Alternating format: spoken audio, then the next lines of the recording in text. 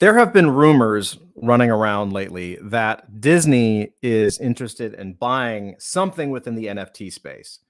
And uh, I think I know what it is. There are rumors that it's Bored Ape. There's room or Yuga Labs. There's rumors that it is Doodles. There are rumors that it is many, many things. But I think that if Disney is in the space and they are interested in purchasing anything, it's going to be Veve.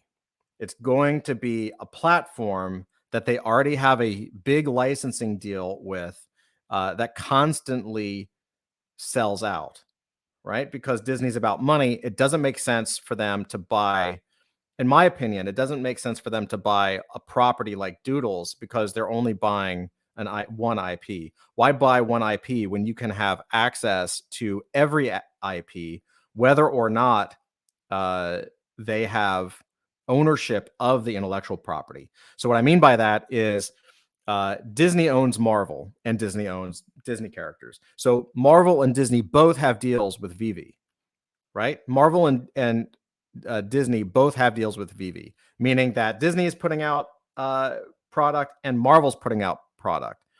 And in fact, you'll see, we'll talk about the Disney deal here in a second. But Veve has access to all of these other IPs through licensing deals. So these are other IPs that, one, Disney doesn't own, but if they owned Veve, they would actually take ownership of, right? They would end up getting a piece of profit from these other properties that they do not directly own. It's also a fantastic scouting mechanism for future IP, right? Scouting mechanism. So if you're Disney and you are looking for the next Doodles, right? If you are really looking to buy one IP as opposed to like a company that builds IP, which usually they don't do. They usually go after companies that build IP. But that would be a fantastic training ground, right? That would be a fantastic area for you to say, oh, look, here's this product that blew up and here's this product that didn't blow up. Well, maybe we go after that product and see if they want to join the Disney family. Carrot says Veve seems like the clear leader, but we'll see. Yeah, for sure. I definitely believe, I can absolutely believe that Disney is in the game, especially based on this. Hey, Wizard just popped in. Welcome, buddy. So let's see what's happening. So this came out yesterday. Pixar Animation Studio, NFT Pixar Pals sold out within 24 hours of its launch on Veve Official. Crypto enthusiasts purchased the whole Disney Pixar Pals NFT collection, 54,995 pieces in total. 54,000. Let's just say 55,000. Okay, 55,000 pieces within 24 hours. Just to show you that, just so for those that are maybe new to the NFT scene, mainline launches from independent projects are about 10K, and they've really started to shrink, right? You see 8K, you see 7K, you see 5K. Ours was 2K, right? It's really specific. So to be able to sell 55,000 pieces on Veve shows the power of Disney, but more importantly, it shows the strength of the platform Veve, because you have to have it is very difficult to build a platform of buyers. And that's what Veve has done. So 55,000 people who are already members of, or most of who are already members of the Veve platform, decided to purchase the Disney thing. Carrot said, yeah, I didn't even know about this project. Yeah, neither did I. I like Veve a lot as a platform. My only problem with Veve, actually, my only problem with them is that from what I know, there's two things. One, I do not like the token personally. It needs to be on Ethereum or some other chain. Like, I think they're suffering from their tokenomics is kind of a mess. I don't know too much about it, but I know their price is really low, and I know that it hasn't moved. And I kind of am waiting to see if they're going to bring it to Ethereum or bridge it or something. They've talked about it. I don't know if it's happened yet, but that's a little bit of a stopper for me. The other thing that's interesting with Veve is that these NFTs right now are locked to the platform. So I think you have a lot of collectors that are buying on Veve, hoping and waiting for Veve to unlock those NFTs so that they can be sold on OpenSea. when that happens, and I have no doubt it will, I think Veve is going to be the #1 platform. I think it might even, it's going to be huge.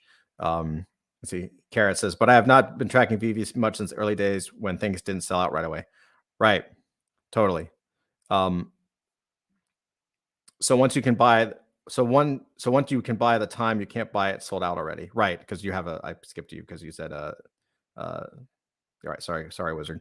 The problem is I have the app lags from World Clock. Right. So then that's why you miss it. You also can't get your money out of their ecosystem yet at all. It's like the early Top Shot days. Exactly. So I'm always tempted to buy stuff like that. But the problem is everything is locked up. I also, and this is a personal belief. And here, I'm also going to show. I'll go ahead and share because it is the Disney pieces look dope. Like, so this is the actual NFT, one of them. They have the great VR, so you can actually see it in context. I will say that one of the problems that I have, in general, this is not a Veve thing, but I'm not a big collector of statues or toys from mainstream comics and mainstream characters. Like, I don't collect Batman figurines or Spider-Man figurines or Spawn figurines or anything like that, because I am a firm believer that the biggest explosions in popularity, especially for NFTs, are going to come from independent projects, right?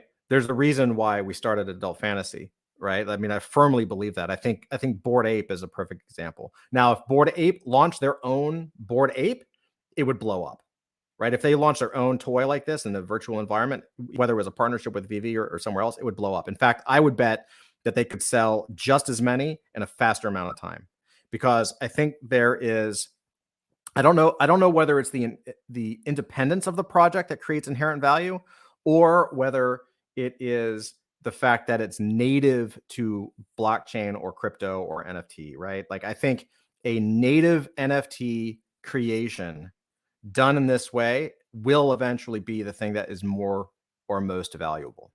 I could be wrong. I mean, there's massive Disney collectors out there, Star Wars, Marvel, like huge. These things have huge audiences, massive audiences. But I don't think in the long term, I just don't know if the resale value is going to be able to continue to be high, or at least as high as independent projects. Could be, though. I could, what do I know?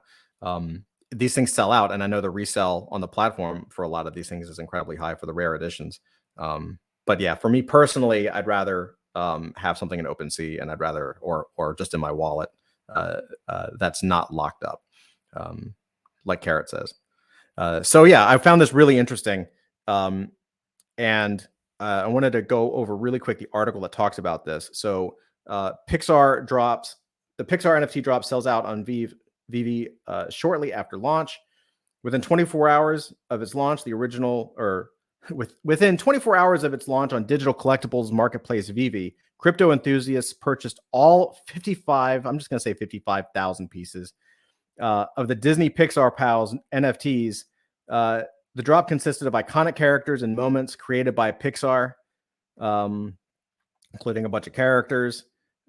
They purchased it from a blind box, meaning they receive a random collectible as part of the series and would not know which collectible is until after payment. Blind boxes are just like that, are just that. Blind boxes are these. These are blind boxes. So in here, you would have a box, right? You have an actual box. Well, for physical products, you actually have a box, and then you don't know which piece it is. You can actually see the ratio on the side, so you can see exactly what you could possibly get. And then you open it up, and you get what you get.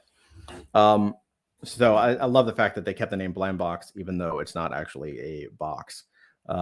It's just nice to have classic language. The list price for each Pixar NFT was 60 gems, so about $60. By multiplying the collection sold by their listed gem price, estimated the NFT collection fetched the equivalent of $3.3 million.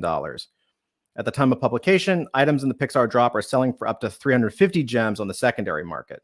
Right. So what is that? 5x, a little over 6x. So that's like 350 gems.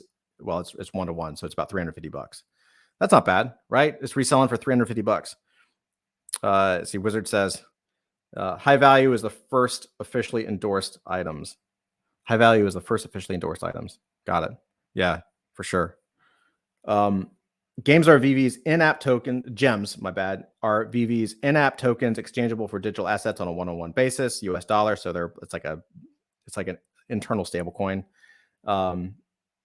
Right. The ability to convert gems back into fiat is still in the testing phase. That's what Carrots was saying. This is because there currently exists a relative incentive for holding OMI tokens, which are created by Vivi's parent, Ecomi. Right. Those OMI tokens, that's what I was saying earlier. Like, I really like the OMI token. I think if they figure this out, it could be really good. But right now it's kind of bobo, and it's really difficult to buy it. You can't just buy it on Coinbase or something. So whenever gems are used to purchase an NFT, 100% of the equivalent value of OMI is burnt from the token supply, while the digital collectible is transferred to the user's account. Correspondingly, OMI can be converted into gems, but not vice versa, due to speculation that it may tank the former price. So that's it makes sense. They have a lot of stuff to figure out with that token. I think they launched it early, and I think they did a great job. But I think it needs a little bit of work, in my humble opinion.